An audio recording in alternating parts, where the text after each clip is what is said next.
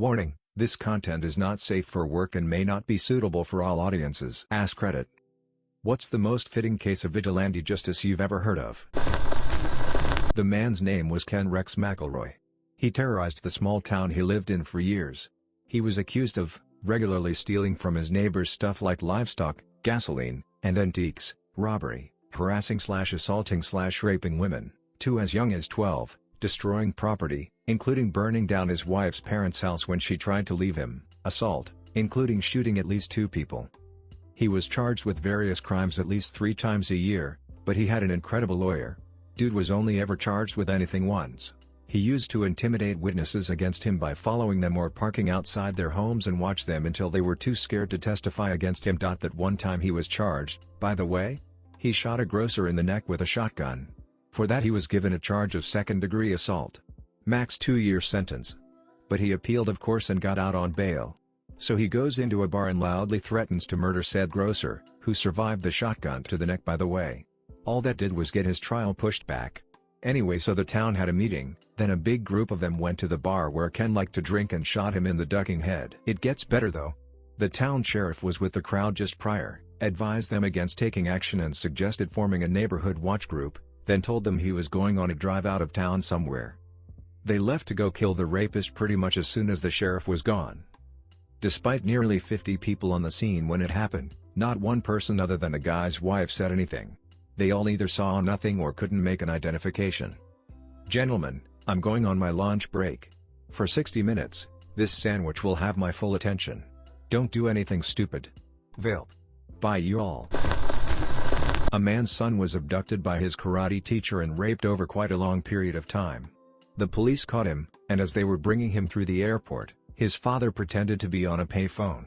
When the rapist and police walked by, he turned around and shot the rapist in the head, killing him instantly. This was all caught live on the news. The father wasn't charged with murder. He received 5 years probation. The Criminal Perspective podcast did an interview with the son that was really good but very sad. It's called Survivor's Perspective with Jody Plotch. He seems like he's doing really well now. He uses his experience as a way to help child survivors of abuse. I believe he's a therapist or something like that. A 15-year-old boy imitated a 14-year-old girl to attract the attention of a pedophile. When the pedo went to his house, the kid beat him up and called the police on the guy. All done while wearing a Spider-Man mask. Spider-Man does whatever a spider can, catches a pedophile in his van. I drive a van and this made me chuckle. All these stories about rapists getting their teeth kicked in or murdered. What about that badass that drove around his town spray painting dicks on all the potholes? That way the city was forced to repair them. Not like they were just going to clean the paint and leave the pothole. We need this heroine, okay? There would be so many, they'd change the name to Dicklahoma. Why don't you take up the mantle then? Get a can of spray paint, throw on a hoodie and start a movement. Everyone's wearing masks right now anyway, so even if you're caught on camera it won't be easy to identify you. Actually now I'm surprised more people haven't started copying that guy given how viral it went. A man in Shiner, Texas caught a guy sexually assaulting his daughter and beat him so badly that he ended up dying. The father did however call 911 and a grand jury didn't indict him. That's a wonderful outcome for a terrible scenario. It shouldn't even be illegal to kill someone that's assaulting your family. Imagine how many would-be rapists would back out if they knew that if anyone catches them, they're simply going to die. In Texas I'm pretty sure it's explicitly stated that it is legal to use deadly force in this exact scenario. Under the law in the state of Texas, deadly force is authorized and justified in order to stop an aggravated sexual assault or sexual assault, District Attorney Heather McMinn told reporters. Boy killed priest who raped him and his father by diving a crucifix down his throat. The power of Christ impales you. You deserve more recognition for this comment. Thanks, I'm honestly really proud of it. As is the Lord. About 6 years ago in Portland, there was this homeless dude going around jerking off in front of all the lady homeless. So this group of other homeless dudes got sick of his shit, so they waited for him to go into a porta potty one day, then tipped it over on its door with him in it. Funniest thing I've ever heard. Sounds like Portland. The memory pops up on my Facebook every year and I laugh just as hard every year. Back in middle school I admittedly bullied this other girl pretty bad, including once shoving her into some dog poop. One day her older brothers came by as I was walking home from school and forced me to eat dog poop. Well deserved. Sounds like you learned your lesson. Yes, but she hasn't been able to eat brownies ever since. Or dog poop. It sets off flashbacks.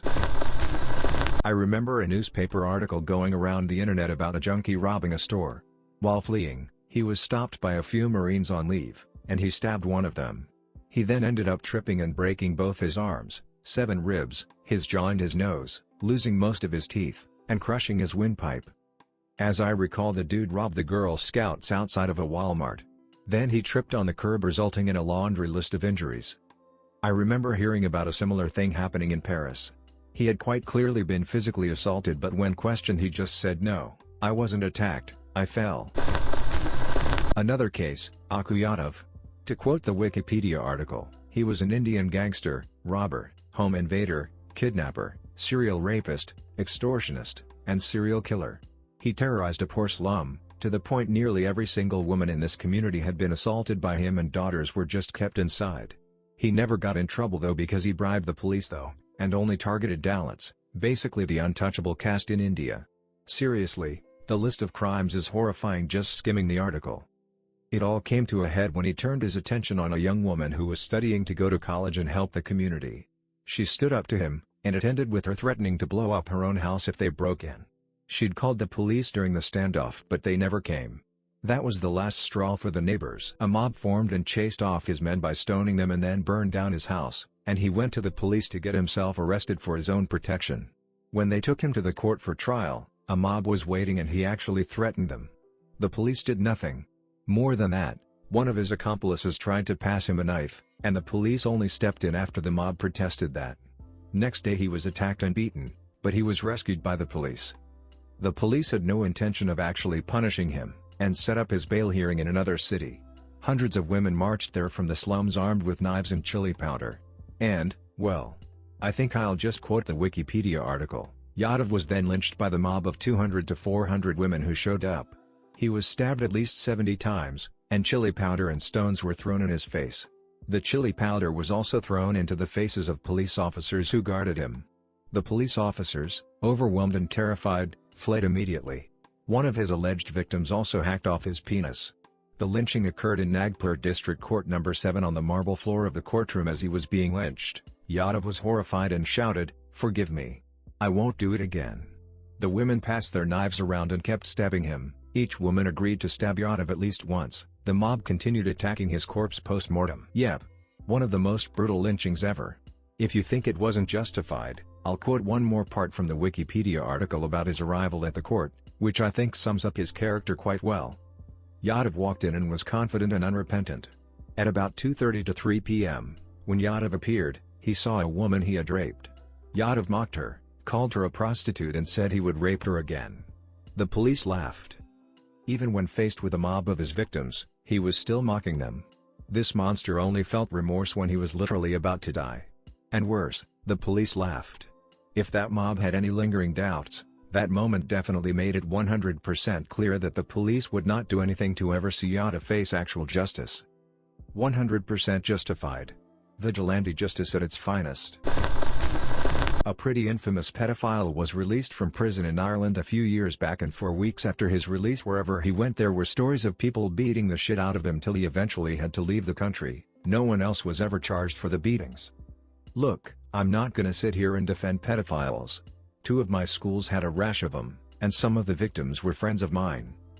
But I'm interested to know if people think this is vigilante justice, or just post-justice torture. This particular guy never displayed any remorse for his actions and was spotted near playgrounds and schools on a couple of occasions before all this happened, so I'd definitely argue for the vigilante side. In 10th grade, friend I knew since 3rd grade started dating a girl I knew since 8th grade. She started becoming more isolated and he never brought her out cause she was shy or didn't like hanging around guys. Turns out he was beating her on the regular. Bad and in several different ways. We had no idea. Lots of really bad stuff. She finally confided in me and I didn't know what to do.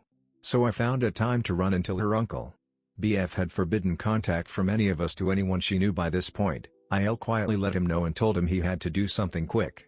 Well, he was a police officer. Well, he took him out into the middle of nowhere desert. With some friends. other cops, and beat the ever-living poop out of him. Middle of the night. Complete darkness out there. Left him in his underwear and let him walk home. It wasn't unusual for him to go missing for a day or two, but at some point his mom called the police. The cop uncle shows up. Let her know she needed to take care of things with him or worse things happen to bad dumb clucks. They left. No report. Eventually he gets home. Go to doc. Drops out of school. He knows we all now know what a piece of poop he was. Uncle Cop told her never to worry again. Edit, I throw some more context in here. I don't like rogue cops. But in my border town growing up in the 90s, the police force wasn't someone you generally trusted. Some belonged to crime from both sides of the border. Some were in the back pockets of politicians, like the school district, believe it or not, and some were good but strongly believed in ultimate authority.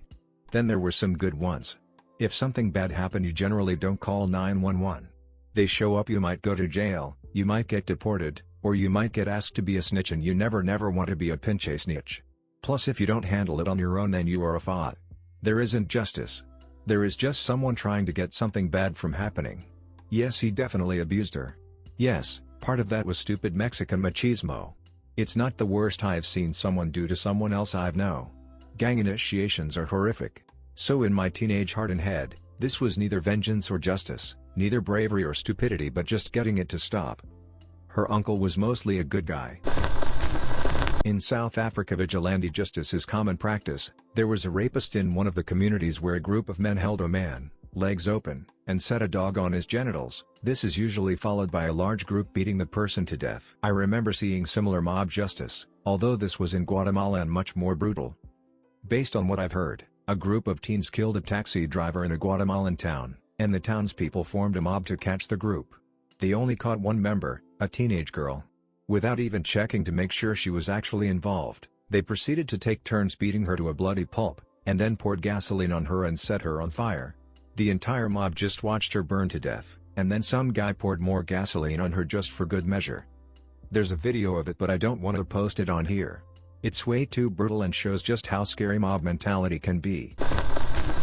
Okay, not so dark and brutal as most comments here. Czech Republic had its own vigilante hero named Super Vaclav for a time. He sat in a park, and when dog owner did not pick up shit after his dog, Super Vaclav did it for him, and spread it on owner's back. Or, putting out smoker's cigarette on bus stop with bucket or water, etc. It kind of broke my heart when I read it was probably all just some viral marketing stuff. The world used to be a different place.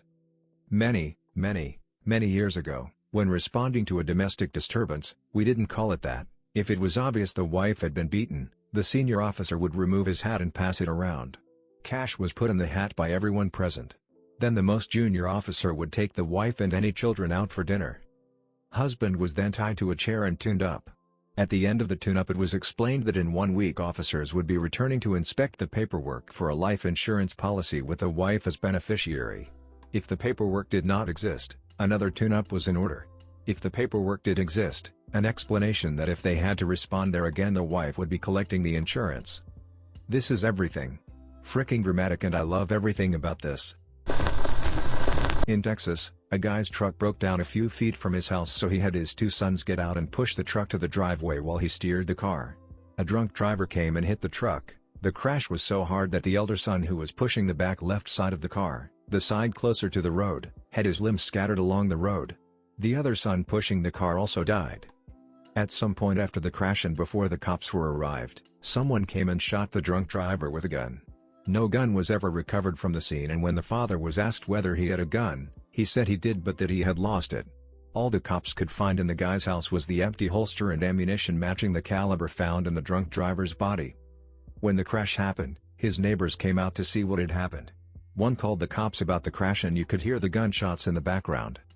Whatever happened between the crash and the arrival of the cops, his neighbors refused to speak. Completely accidentally. I woke up to the sound of a table being knocked over in the living room. I figured that it was my cat and went out in my boxers to yell at him. There was a dude standing wide-eyed in my living room. My roommate used to have tons of parties. If dude had sat down, I would have thought that he was a guest who slept on the couch. But he bolted out the door. I chased. His mistake was running into the back parking lot, because there's nowhere to go from there. I caught him and a fistfight ensued. He was almost passive, only trying to block until I grabbed a wad of cash from his hand. Then, he started punching back. Soon, the sun came out. He ran off. I was so out of it, I pounded on my roommate's window to let me back in. I didn't realize that I was holding his wallet and keys that I took from the guy. I tripped on a purse that was dropped in my doorway. It was from his first victim. Roomie calls the cops. They just made jokes.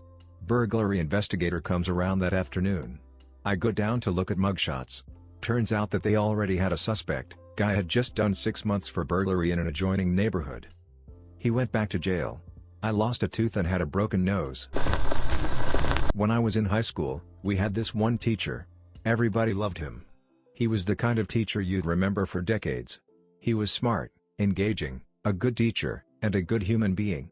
He always said, "There is no excuse in the world to fail my class. If you don't get it, I will meet you at a local coffee shop at any hour of any day, and I will walk you through it until you do." And he did. A group of 3 to 4 students in one of my classes asked him for help. He met them at a local coffee shop, bought them all a drink and sat with them to the wee hours of the morning on a Friday night/Saturday morning to make sure they were prepared for the following Monday's exam. Nobody disliked this guy. He was so great. Anyway, there was this one poophead at my school. You know the type. A real prick for no good reason whatsoever. Always in trouble, always causing crap, and nobody liked him. Just an a-hole. Anyway, one day, this a-hole was walking down the street, and he happened to see the teacher everyone loved in his car with his family. Being the dipstick he is, he started screaming at the teacher. He went on a profanity-laced tirade insulting the teacher, his wife, and his kids. The teacher drove off. The next day at school, the teacher came across the a-hole in the hallways. He grabbed him by the throat, and slammed him up against a locker and said something to the effect of, "You have a problem with me? You can say whatever you want to me. I don't care. I can take it. You say those things in front of my wife and kids ever again, I will clucking kill you." He let him go, and walked off. Of course the poophead ran to the principal and complained. The 8 to 10 kids in the hallway, including me, that saw this go down, we were all interviewed by the principal one by one. Not a single one of us corroborated the a-hole's story. We saw nothing. Clucker got what he deserved, and we loved every last clucking minute of it. This is over 20 years ago now. Cluck, I'm old. A real-life costumed vigilante in Seattle, originally an amateur MMA fighter. He, and later his team of other costumed vigilantes, would patrol the streets of Seattle and stop crime, mainly assault and theft. A quote from his Wikipedia article. Jones says he wanted to take policing matters into his own hands after a few incidents changed his mind about Seattle. The first was when Jones says that his car was broken into and his son was injured after returning to the vehicle and falling on the broken glass.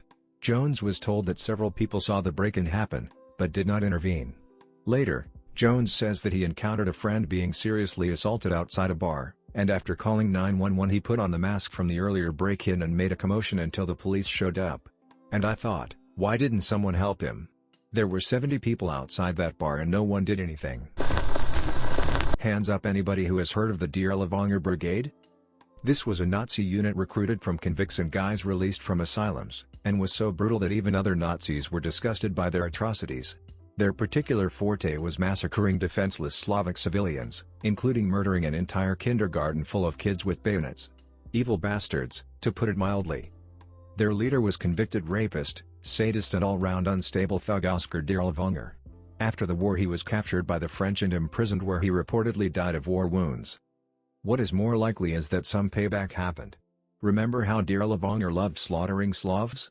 Riddliman's guards happened to be Polish. I suspect this choice of guards was entirely deliberate. The result was that Riddliman got beaten to death. Thank you for watching Redditlore. Please like and subscribe for new videos daily and leave your comments below.